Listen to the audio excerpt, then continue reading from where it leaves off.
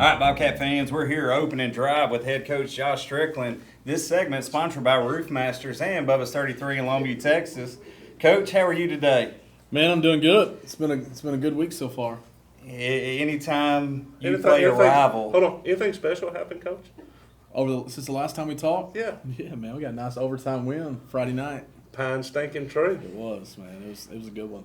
Yeah, I tell you what, we go up, Coach, go up in the press box, and they were great. The hospitality there was great, but we go up, and the first thing that happens, a police officer stops us and says, "Are y'all biscuits and gravy?" And it got real sketchy real quick because we were playing Pine Stinking Tree. He already knew we called them that. Yeah, and I appreciate that, Anything we can do to help y'all out, we go ahead and do it. Yeah. Well, did you really accuse me of having a blue shirt on when I walked in?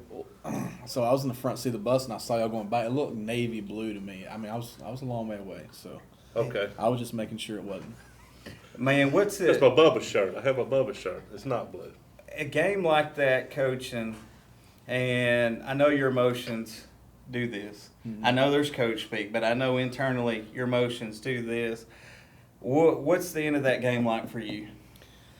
I mean, it's emotional and you go through it, but you have to, after you've been on the sidelines so many games, and with me, I mean, I've called plays for 10 or 11 years. So it's one of those deals, or maybe more. I can't believe I'm in 18 years into it, so maybe it's more.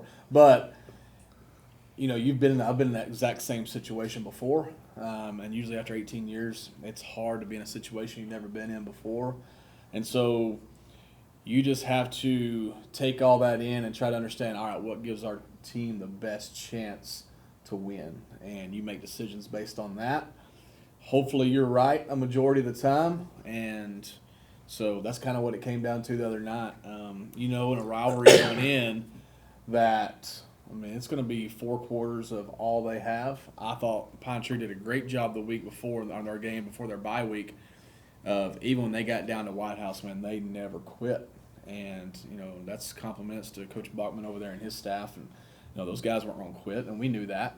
And so we knew we had to play 4 quarters of, football, and it wasn't pretty at times, and it was really good at others. And all that matters, we had one more point than they did, and that's what happened. So talk about what are the good parts we've seen Friday night, and then we'll talk about the stuff that you'd like to change a little bit. I thought some of the good parts were, they had 286 yards of offense total. That's the first time we held somebody under 300. One of those reasons being we did give up our first, big kickoff return of the year. And if the first time you give up a kickoff return past the 50-yard line is your 9th game, I'm probably going to take that every time. For as many times we've had to kick the ball off. Yes. And so they got a short field there. We fumbled, and they returned it. They got a short field there. And then, of course, you go for it 4th and whatever on your own 17, and they're going to have a short field as well. So, well, let's just go ahead since you talk about it. Talk about what was your thought process in that play? Because people that know football know what you were doing right there. Yeah. But so, what were you thinking when that happened? Well, here's the deal. It made it tough because we had stopped them 2 drives in a row, and I think 2 3-and-outs in a row on defense. So I know that the previous punt that we had shanked it a little bit. I don't even know if it got to the first down marker. The wind actually picked up in the game. And so any kind of punt on that end is not going to be very good. And I know there's 3:08 on the clock, and I didn't want to sit there and be a spectator. I wanted our sideline to have a little control in the game. We call timeout, 4th and 7. We get 6, 2 feet and 6 inches or 6 inches short, and they get the ball, knowing that if that happened, they had a short field. If they score quick, at least we had time to respond on offense. Right. So that was, and I know I did burn a timeout to change my mind, but we had 3, and I was okay with that. So their coach made a tactical error there where they should have sit on it, and kick the last second field goal. All right, so I've been in that situation before too. You score. Like whenever you right now they had 1 win. Now they're a good 1-win team, and they played some. I thought they had shown flashes of being really good. as a coach, what you don't want to do is settle for 3 and get beat by 4. You punch it in 7, make them have to go score a touchdown. And I've been in a situation where we've struggled before, and the last thing, and I've told my DC's been mad at me before, and I was offensive coordinator. I said if we were good enough to score whenever we wanted to score, then we wouldn't have one win. And so I totally understand him wanting to get that football in the end zone. I get it. So the next big question, we driving all the way to the other end of the field, it's huge 4th down. Yeah. And we score on the 4th down with 5 seconds left. Mm-hmm. How close was you going for 2? I mean, was it? So if we would have had our 2-point conversion play, our best one going in the game, I rank them and I go in order.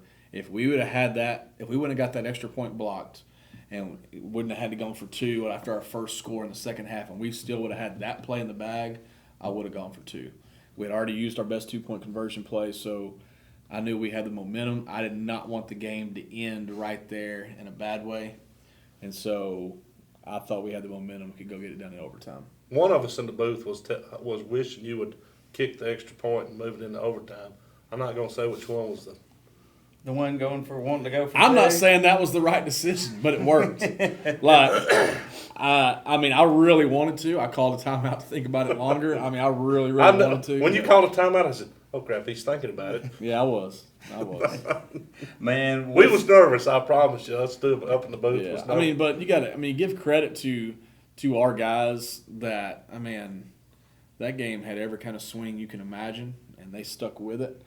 And I think good teams find a way to win, and we found a way, and we do a 2-minute drill every Wednesday, good on good for a reason.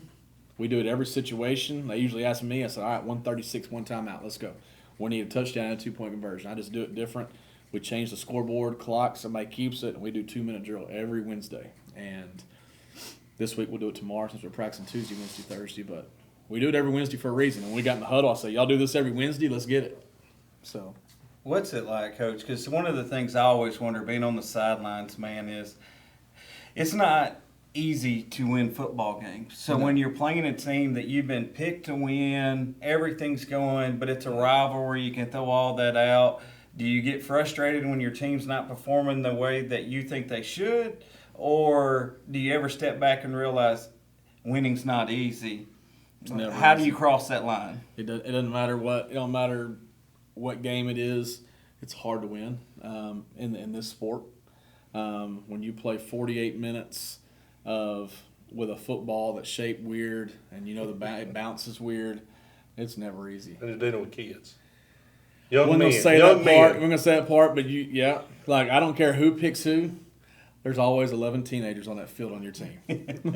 So I would like to point one thing out. Coach, how did our 7th grade do against Pine Tree? They went 2-0. So how did our 8th grade do against Pine Tree? They went 2-0. How did our freshmen do against Pine Tree? They won. JV? They won. Oh, and our varsity won. 7-0. Against Pine Stinking Tree. Fans at home, opening drive, head coach Josh Strickland. We'll see y'all next time.